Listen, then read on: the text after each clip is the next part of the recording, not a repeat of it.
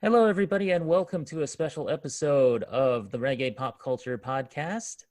This is your host, Kiona. With me, I have Josh. Hello.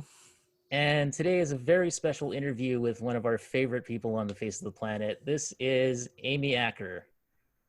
Hello, Amy. Hello.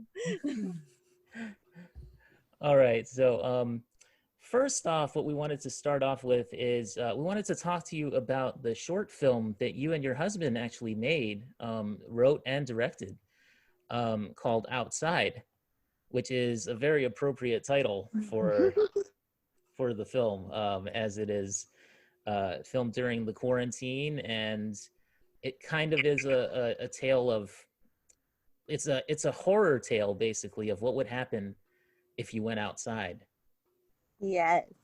during this Yeah. during this crazy time that we're living in. So, could you tell us about how that came to be? And Okay, I'm having a little bit of connection issue, but I think you're saying tell you how that came to be. Is that right? yes, yes. Yeah. Okay, good. Awesome. Sorry, I don't know if our internet's not great or what. It's So let's see. What happened was back in March when we thought this whole thing was gonna last about 2 weeks. Mhm. I said we should just make something before the quarantine's over, and then we will have done something during it. And so we shot it for about the first 2 weeks of April. My parents and family have this empty house because they couldn't get here because they were in Texas for the start of the quarantine. So there we had access to this house that my sister had designed and was, no one really lives in. So it looked very clean and very kind of creepily clean compared to our house.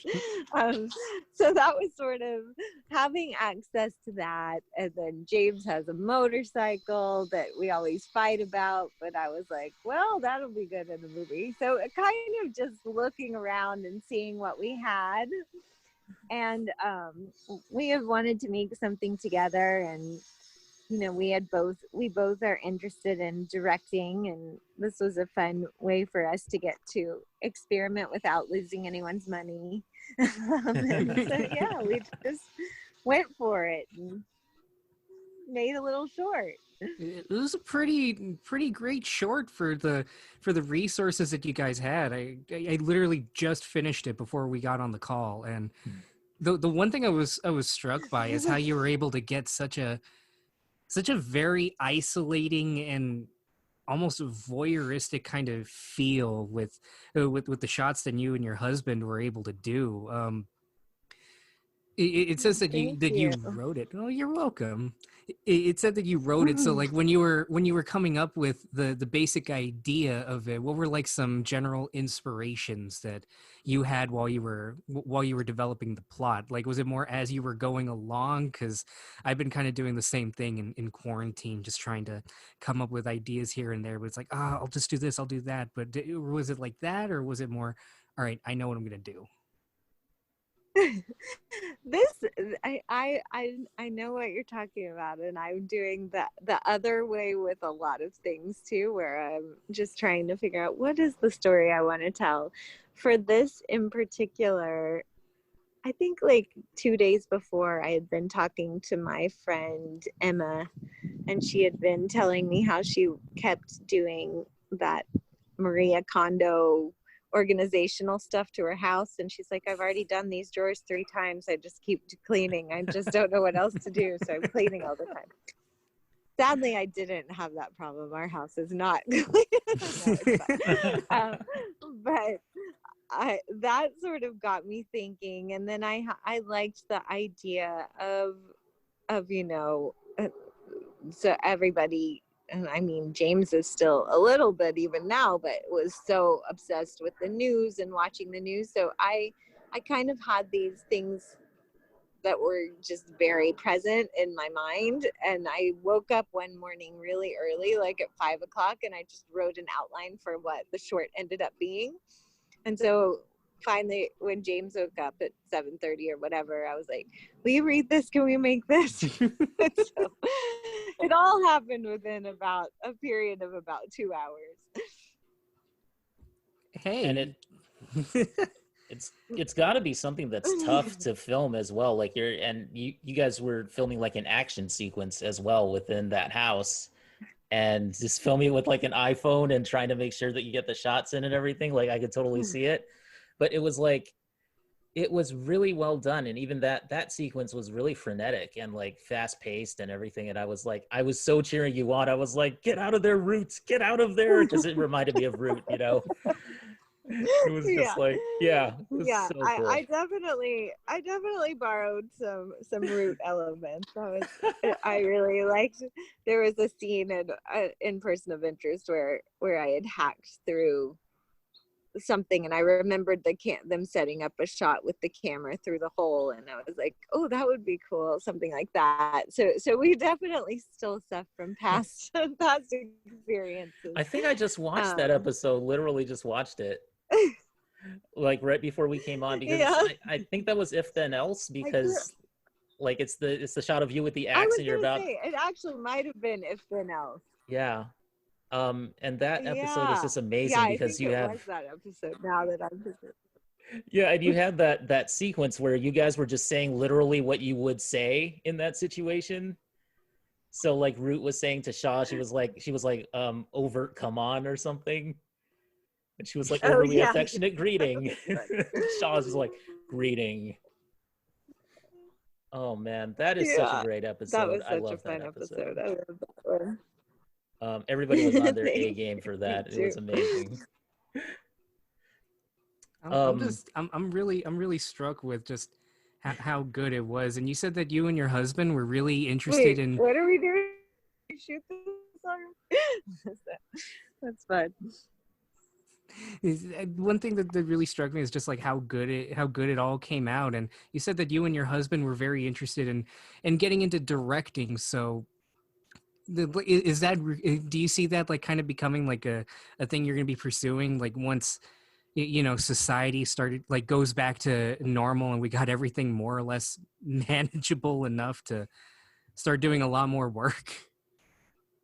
Yeah, I mean, it definitely is something I would like to do. It's interesting because I've worked with so many fantastic directors, and I think about like Joss and Jonah and Chris Fisher, who did that If Then Else episode, and J.J. Abrams, and so I just watched. My friend Jamie Chung was on the Lovecraft Country episode. Oh, I still gotta watch that. I haven't seen it yet. I think I had just always been like, I don't know. These people are all so great. Got to kind of be like, okay, well, that, and we didn't have the benefit of having wonderful people around us other than ourselves to collaborate with. So we were, I just love the art of filmmaking and getting to make something, and that kind of like getting the gang together. I think I tend to have pretty strong opinions on set and like have ideas, and so if I got to be the one to lay out the ideas, I would love to get more into that, and maybe shadow some of these great people who I've worked with, and kind of I've always been looking at the whole process as from an actor's point of view, but I think switching that lens would be really fun. Well, we would definitely love to see anything that you write or direct. I mean, I would just personally, that would make me a very happy person to see you just direct more and act in more things and write more things and stuff. I mean, the world needs more Amy, in my opinion. Yeah. You're so nice. Thank you. So I know that you were on Alias for quite a few episodes, actually. What was that experience like in terms of working with JJ? How was that different from working with someone like Joss? Like, are there any differences between JJ and Joss as directors and producers? Well, I think because I was just in season 5 of Alias and JJ was doing Mission Impossible at that point, so he wasn't as hands-on. So I don't know that I could compare them in that way. Joss and I have we've just worked together so many times, and Yes. So I feel like, JJ, the great part is a lot of the people when Angel ended, like Drew Goddard, Yes. some of the other writers had gone over from Angel, so it felt very much like part of the same family, like just an extension of it all. So that was really nice and welcoming, and Awesome. they're both, I feel like they're both just so talented and go about things so differently. I feel like JJ is finds people and can kind of spread his whole brand bigger, and he's doing different shows with different people. And I feel like Joss really holds it close to home and wants to be a part of the things that he's doing and really wants it to be his voice and have it be under his control. So that seems like the biggest difference to me, but both wonderfully talented and great guys. Oh yeah, both amazing. They've both done things that I really, really love. And yeah, so let's talk about Much Ado About Nothing. Oh my God. Let's talk about that. Josh, do you have a question about that? Because I think you just watched it or something, or watched it fairly recently. I saw a little bit of it, and I just have to say, Amy, I think that's probably my favorite performance of yours. I mean, of course, I think when anybody's dealing with the Bard, it's always going to be magic, but I swear to God, just seeing the chemistry off of you and Alexis, it's amazing. It's electric. My favorite scene, I think that whole movie is. I think my favorite scene in the whole movie is right after you ask Benedict to kill Claudio, and you do the whole monologue. Oh, if I were a man, like just the power, the intensity, and just there's a weird intimacy with Much Ado that I find so cozy. And just like, what was it like just making that movie in general? Because the whole movie, like when you're watching it, you almost feel like you're in this big old house party with just a bunch of friends having fun. Yeah, I mean, that's the thing that I love about watching that movie is it feels very much, to me, something about watching exactly how it felt making it. Yeah. It was just being surrounded by like a bunch of people stayed around if they weren't in the scenes to just cheer other people on. It was just such this community effort. Like it really felt like let's put on a show, y'all, and we got together and did it. And, yeah, it was such a unique experience. And I know I've talked with several people who've been trying to make movies, and they're like, we want to do it. Yeah, you should it's great. But I mean, I don't know if it had to do with Joss's house, with Joss organizing it, it was like all of the perfect pieces of the people he asked to be a part of, and just the whole process that it was, I don't know, it was just, I don't feel like there was a second of that movie that people weren't having the best time they've ever had. Wow. And it's very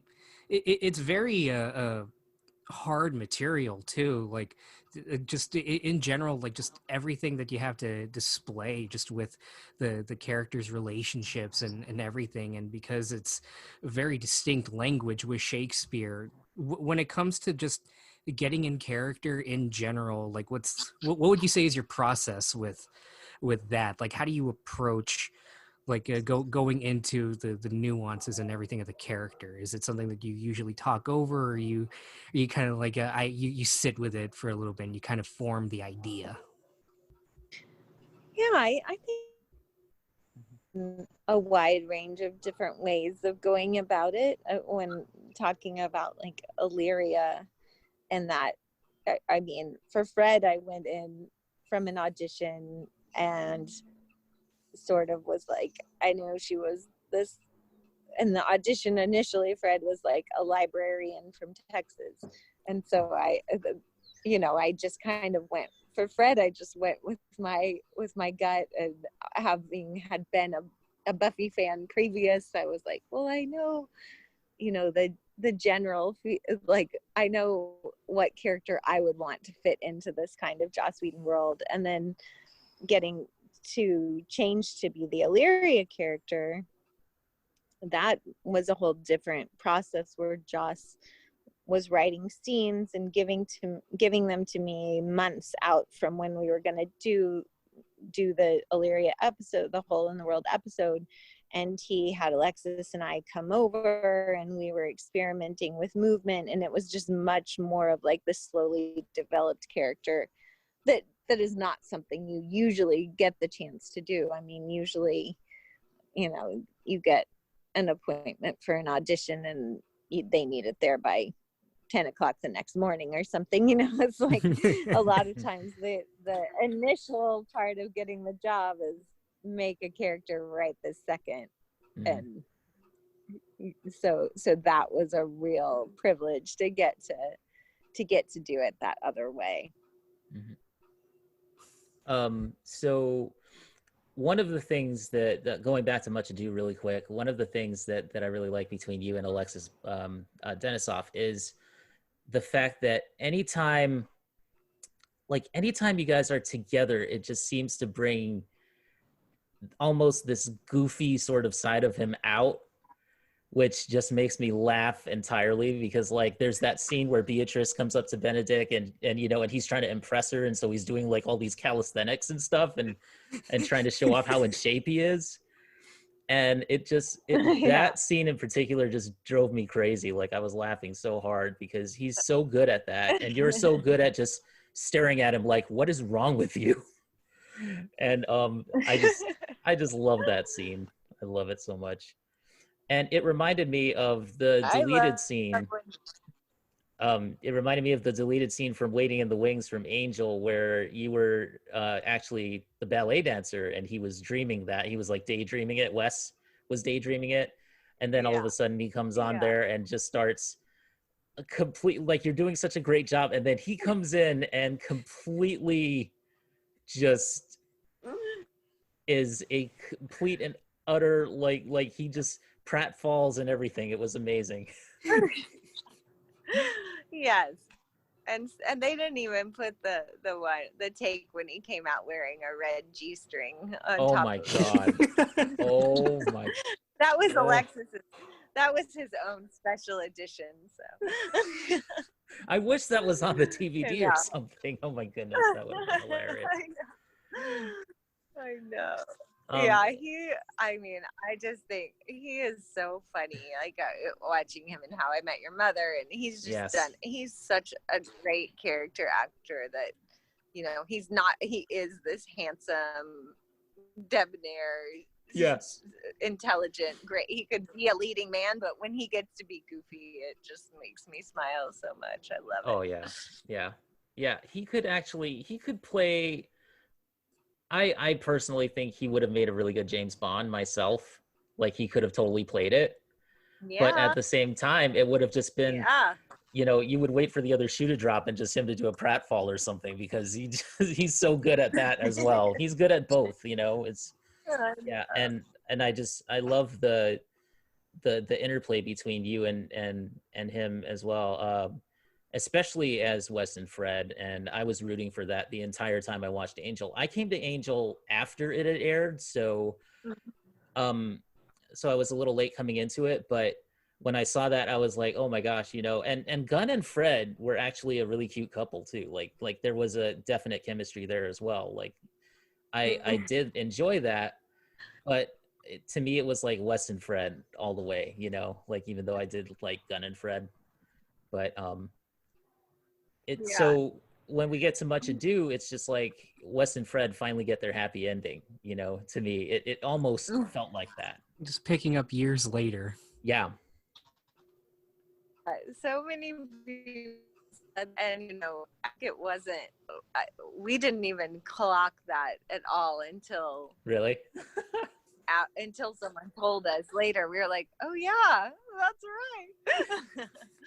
But yeah, we were like, "How did we not think of that?" Maybe Josh didn't mention it. I'm sure. A nice little tongue-in-cheek, like they're not going to realize it, but this will be something the fans will really love. And that was something that I remember everybody was picking up too. I remember back in the day when the trailer dropped, everybody that was the first thing everybody was saying, Wes and Fred. I know. Yeah. Well, I know. I mean, I feel like with Angel, I don't think that I know that we weren't expecting to be canceled, that there was every intention of having a 6th season. And I'm said before, I probably may have already told you, but that Illyria was not meant to, like, Fred was supposed to come back. Illyria was only supposed to be a 3-episode sort of thing, but we got canceled in the middle of that, and so Joss decided to sort of keep that role through the end of the season. Wow. But so yeah, I thought that Fred and her, I thought they would eventually get a little bit of a happy ending. So Yeah. But I guess it had to be in their alternate universe of Much Ado. Yes, yeah. That was really something too. Like the not only Fred becoming Illyria, that episode, A Hole in the World, which was just one of the most heart-wrenching episodes I've ever seen in my life. It was so, and your performance in that is incredible. I personally think you should have gotten an Emmy for that. Frankly, it was just so good. And like, so after that, then you get to the series finale where Wes dies. Yeah. And and you do such a good job of like, you're Illyria, and Illyria's just, she's becoming more and more like Fred, but at that point she's still kind of almost like there's still that iciness about her. And then when when she finally says, "Would you like me to lie to you now?" and he says, "Yes." And that just, it breaks me every single time when I watch it, because just your performance of like those lines where you say, "My love, oh my love," and I'm just like, ugh, it hits me in the heart so bad. I cry every time. I tear up every time, because it's just like, Wes is somebody who's very important to me too. Like, Fred and Wes to me are the heart of the show. And I love Wesley so much because I relate to him in a lot of ways. And Fred as well, because Fred is always the one who's trying so hard to, like, she's not a charity case, she's a hero. And I love that.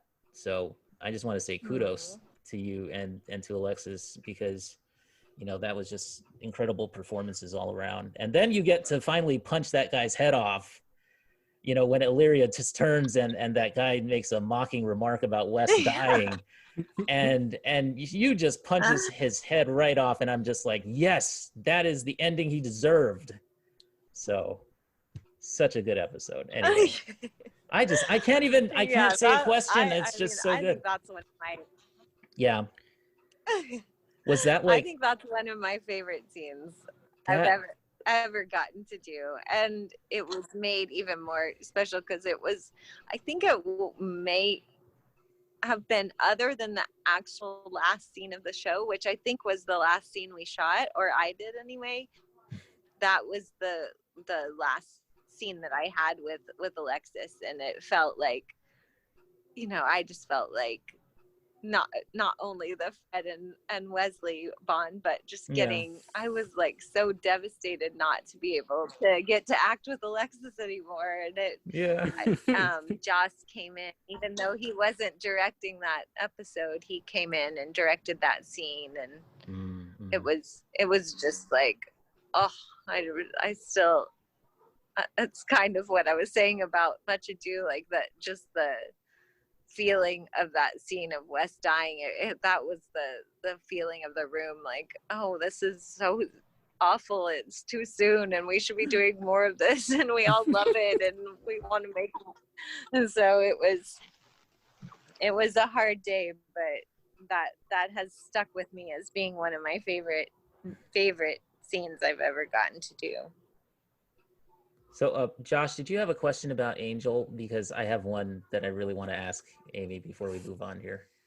It's a very, I apologize for how fanboy this question is probably going to sound, but I just want to know, like, off the top of your head, like, what would you say is your personal favorite episode of Angel that you've seen? Because my folks and we have one episode that no matter what, we crack up every time. We just love watching it on like not on repeat, but like once in a while we'll put it on just to feel good. And it's smile time when they fight the Muppet Sesame Street style. Which one is your favorite? I think tell me yours. It was like that's mine. What's the one that Oh, it was wait, Smile tell Time me for again. him. I cut out for a second. It was Smile Time. I thought that it kills me. We were so lucky to get to do all of those crazy things, and you know, that was so fun. The people who were from Henson doing the puppets, and they were like vulgar and cussing all the time as Angel, and it was all just hilarious. You would find yourself like having, you know, like they would say cut, and then I'd be like, oh wait, I like the guy would still talk as the puppet. So I'd be like, oh, so where do you live? And he'd be like, you know, California. Blah, blah. And then like 5 minutes would be passed, and I was like, I just think I had a real conversation with the Muppet. That's great. But I liked that one. I like the one where Wesley and there was the big party at the office. Yes. That one was really fun. I like the one. Drunk Fred is my favorite thing. When you play Drunk Fred, like the whole "you walk alone, you walk alone." Yeah. I was like, oh my god. That was really funny. Lauren's demon friend. That was a fun to play. Lauren's demon friend too. I forget his name, but he comes in and he says, "You like a human being," and you know, and he just does that whole line where he's like, my other car, a Lamborghini or something, and I just start cracking up all the time. So good. All the little bit players in that the Wolfram and Hart episodes especially, who come in and they just sell it like it's amazing. Yeah, I always love those guys, like the people who were like the monster guy who was like in a suit but was also a demon, and they would just have like the full face monster whole prosthetic thing, but then they talked like their name was like Joe, and they talked like super nerdy, or you know, it was just I just loved all the monsters that were not monster-like at all. The accents, especially, like you had a guy come in and he says, "Is this Angel Investigations?" It's just, it's brilliant.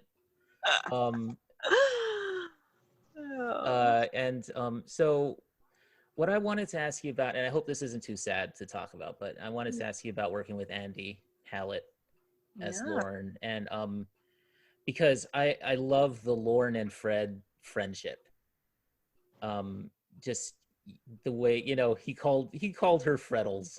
It's just, like Lauren just had a special bond with Fred, and I just think that it was something to behold. The fact that she never judged him, and he was always, he was one of the kindest characters on the show. Yeah. Oh, I mean, Andy was amazing, and I love him more than anyone. He he got me in trouble so many times because I would just start, he was just so funny and I could not, he would get me giggling and they would be like, you have to stop. I mean, I can't even imagine. I've never really even been on a set since then where someone did this as much. I'm surprised I didn't get fired, but he just made me laugh so much. And I just loved spending time with him outside of work. And for a while there, when I was doing Illyria and he was Lauren, we had some extra hours together in the makeup trailer. But he was just that. He was the kindest person. He was always looking out for people. He was always, I mean, I think Joss kind of wrote that role for him. I think that he knew him from outside of being an actor, and this was the perfect part for Andy, because so much of like the love that Lauren had was Andy, and you know, the showmanship and all of. I'm so sorry. That's okay. That's okay. Could you just repeat like the last thing that you said? Made the phone shut off. That's okay. No worries. I was talking about just how special Andy was, but how at the end, you know, after 5 years of having that green face covering, yes, and, you know, being unnoticeable, unrecognizable even to like the crew that he spent all these hours with every day, and then if they saw him outside of work, it was like they didn't even know. He'd be like, I'm Andy, I play Lauren. Like, it just was such a different thing. And I think it ended up being a really hard thing to spend so much time. Sure. Just covered up in a different, you know what I mean? Yes. Oh yeah, definitely. But he did such a beautiful job of it. And I felt like his personality really shone through in a way that I don't know who else could have made that character as special as Andy did. And I have a favorite Lauren scene and a heartbreaking Lauren scene that I wanted to mention also. One of my favorite kind of jokey Lauren scenes is when in Spin the Bottle, which was a great episode, where they come back from a commercial. And on the DVDs, you know, there's no commercials, right? But it still comes back from the black screen. And he comes back and he says, weren't those some great products? Let's all go purchase some of those. And I just like crack up every single time, because I just think like there's going to be generations that will see this and they won't know what he meant by that. What he was talking about. Oh, that's funny. And he says it just so nonchalantly. It's great, you know? And then my heartbreaking Lauren scene is the very final scene that he has where he shoots and kills Lindsay. Yeah. And you can just see that like he, you know, Fred's not there anymore. He has lost a lot of the meaning that he had in his life. Lauren, the character, obviously not Andy. But yeah, I mean, that's just, you know, it's so heartbreaking to see Lauren, his arc kind of end on that sad note. And then they brought him back in the comics and stuff, but just what a character though. What an amazing, like, what an incredible character and arc that he had. And also, you know, and that speaks to all the characters on the show, because everybody has an arc on Angel, which is something that I really love about the show. No, it was a good one for a first job. It really set the bar high. And of course, Fred, you know, going from the shy, the person who would write on the walls of her, you know, living space, and then becoming this integral part of the team and someone that you really wanted to have your back, and someone who's really good with the flamethrower, for crying out loud. Yeah. I love the fact that you always landed these roles where you got to shoot like rocket launchers and flamethrowers and stuff. It was pretty awesome. And then one last Angel question that I had was, I want to talk to you about season 4 because that season gets a bad rap.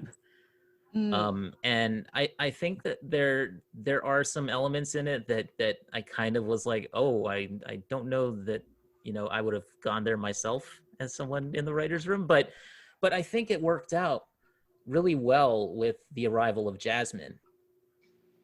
Yeah, I was gonna say, I don't feel like you can go wrong if you end up with Gina Torres. So Exactly. That was surprising for me, like revisiting Angel earlier this week. I was just scrolling through, watching some episodes, and then I see her. I'm like, oh my God, Angel and Buffy was pretty much a casting call for Firefly. For former Firefly people. That's true. I don't know if they had, I guess they hadn't already done, I was feeling like maybe they had already shot the pilot of Firefly when she came on to Angel, but I might be wrong about that. Oh, it could be, yeah. But, you know, Gina Torres on the show was just somebody who was so different from Zoe on Firefly, and somebody who just, like, she nailed it. Like, if I were to find a metaphysical being that was worthy of worship, I think it would be Gina Torres, frankly. I'll join your Gina Torres cult. But no, I mean, she was just great in the role, and she just, like, what was it like to work with her? Because, you know, and then you had evil Cordelia as well during that season. Like, how was that in terms of the dynamic among the cast? Like, was it different, your interactions with Charisma when she was playing the evil Cordy, you know? Yeah, you know, I mean, I'm trying to, geez, you're making me feel like I can't remember this as well as I should. I don't feel like Fred and evil Cordy had as much interaction, because Fred kind of went off on her own, remember, for a while during all of that. Mm-hmm, mm-hmm. And I don't remember having too many scenes with evil Cordy. But maybe I'm not remembering correctly. With Gina, she would come, you know, she's just this towering, gorgeous creature in real life, and she would come onto stage and then deliver these amazing performances. So I feel like it was just kind of like having a master class, just watching her and loving everything she did, and it was great. And one more season 4 question that I just thought of, which is, I would have loved to have seen more of you interacting with, like, the Buffy cast. Because that episode Orpheus, where Faith is in it and also Willow is in it. Yeah. And I love Willow and Fred as like a pairing, or as like a friendship, what have you. Willow and Fred to me would have just been a perfect, like you could have spun that off into a show on its own. Because they work so well together. Yeah. I loved that too. I loved that, like, Fred was just in awe of her and had so many questions and wanted, like, just her, like, number one fan. And yes. I felt like, yeah, of course she would be. That's perfect. And Allison Hannigan just comes in with that delivery, that perfect delivery of, like, you know, oh, and it's the Marlboro Man. I crack up every single time. Fun. But yeah, I would have loved to have seen that. Who of the Buffy cast would you have liked, besides Willow, to have interacted with on the show, on Angel, had they allowed it? Well, I always was like, why don't I get to go to Buffy? I wanted to go be with all of them. I think I was the only one who never, I think Jay went to Buffy once, right? Did he? I think so. I think he did. I feel like I was the only one who didn't get to go over to Buffy, and I was very sad about it. It would have been so cool to see Fred and Buffy just share a scene together. There's been a picture making the rounds of you with Sarah Michelle Gellar, and I saw it and I was like, oh, the things that we could have had. Yeah, I think Fred would have been into helping out Buffy build some cool flamethrowers. Yeah. And maybe even Illyria would have. I don't know. Yeah, you never know. Giles would have found Illyria fascinating, I think. Yeah. Okay, so Josh, did you have any more angel related questions, or should we move on? Not off the top of my head, honestly. Okay. All right. So Amy, we know that your time is precious, so we're gonna go ahead and speed through this part. But so one of the other shows that I love you on is Person of Interest. Thank you. Which is, again, like we said before, it's a brilliant show, and you got to work with some very extremely talented people. You got Jim Caviezel on the show. You had just like, oh my gosh, who was it that played Elias? Hang on, I'm gonna bring up IMDb real quick because I need to look this up. But yeah, like you had Michael Emerson, thank you. Yeah. Taraji Henson, Kevin Chapman, of course, and Enrico Colantoni, who was Carl Elias. Who I don't know if you had many scenes with Elias, but everyone was obsessed with him. Was like, he's so great. Everyone loved him. Every writer was trying to get him in their episode. He's just, I mean, I know he's been on every single thing that's ever been on TV. So it must be a common. He's just so good. And I mean, that was, and it's funny to see like a lot of the actors that were on that show, like Winston Duke was on that show before he became M'Baku on Black Panther. And, it's, gosh, just amazing people on that show. Linda Cardellini was in one of the earlier episodes too, so she was awesome.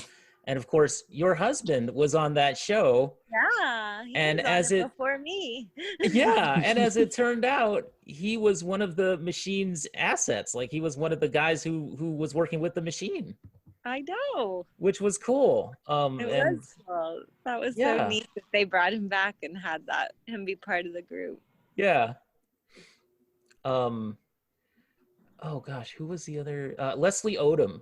Who of course is on Hamilton. He acted in Hamilton as well and sang and everything, and he was in Person of Interest. Like before I knew him from Hamilton, he was on that show. So, but of course, the person that I really want to talk about here, and I know that a lot of our Twitter followers now want us to ask this question. So,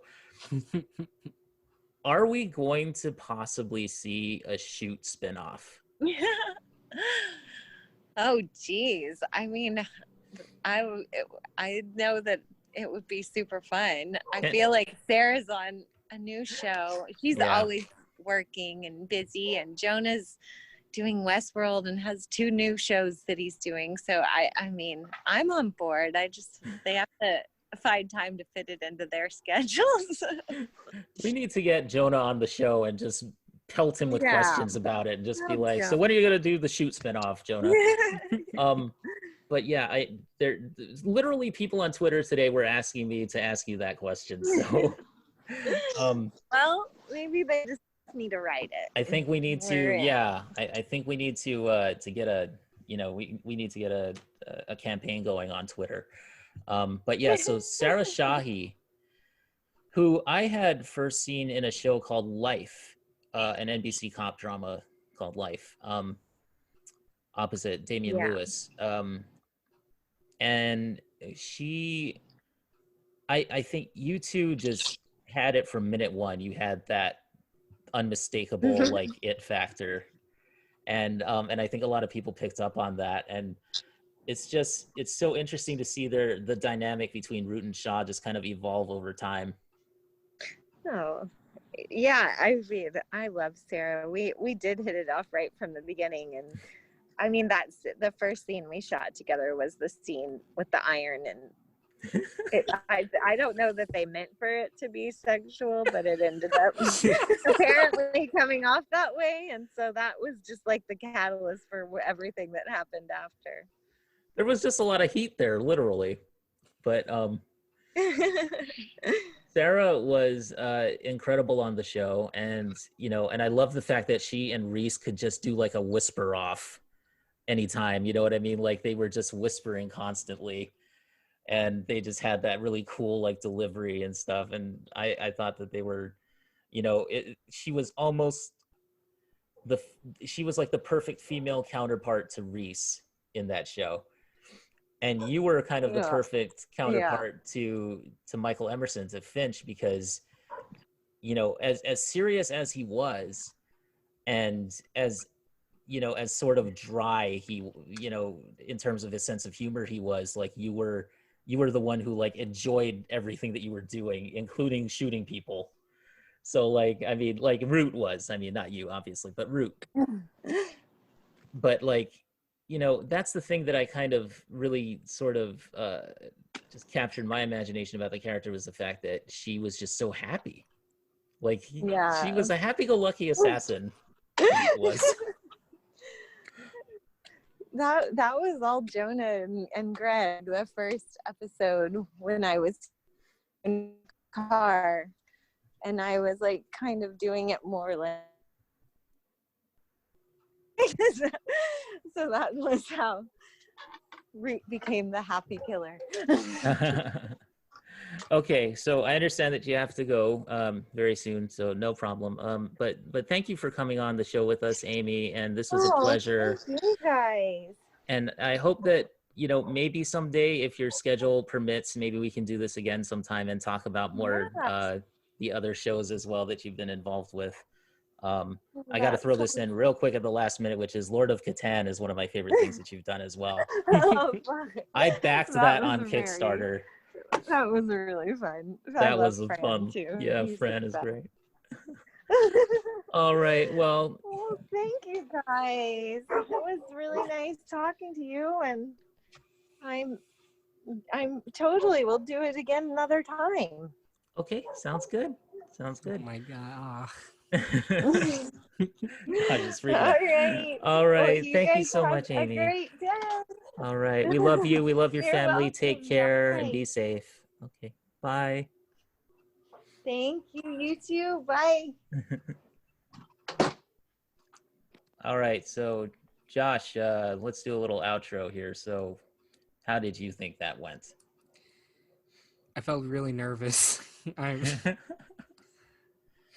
But yeah, so guys, that was Amy Acker. That was our interview with her. And we did not get to the Taylor Swift question, darn it, but we will some other time. Damn.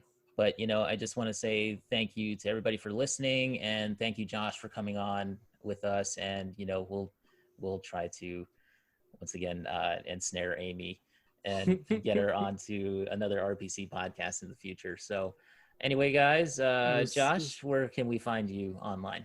It's just such a delight to have her on. You can find me at twitter.com, of course, twitter.com, at JSH Lozano. Occasionally I post some hot takes, but, sometimes, once in a while, I just vent about movie news and other stuff. You can find me on YouTube at JoshBoy64, where I am in the middle of working on a very huge, ambitious video where I kind of do a profile video essay about who I dub to be the most dangerous documentary filmmaker working today. And next month, I'm going to have a video with a few other people that I'm collaborating with. It's another one blank scene. This time we're doing one horrific scene. It'll be very exciting to do. I'm doing a video on the 2005 War of the Worlds by Steven Spielberg. And if you're a subscriber of mine, yes, I'm pretty much becoming known as the Spielberg guy. I'm sorry. And you can find me on the Renegade Pop Culture group on Facebook. I am so sorry for the absolutely long tag. Don't worry, man. You're all good. You're all good. All right. So, yeah, that Facebook group is going to be at facebook.com/group/RPC42. You can find us at renegadepopculture.com. We got show notes, we got articles, we got podcasts, we got the whole shebang. So, just check us out. Hopefully you guys like us. Sorry again to the Twitter people, to our Twitter followers, our new followers. I did not get to the Taylor Swift question. I'm so sorry. I was just like, I was fanboying out about Angel too much. But, we will get to that on the next podcast that we do with Amy. So, whenever that happens. And all right, guys, you can find me on Instagram at Neoplasmic24 and on Twitter as well at Keonatang, KeonaTang.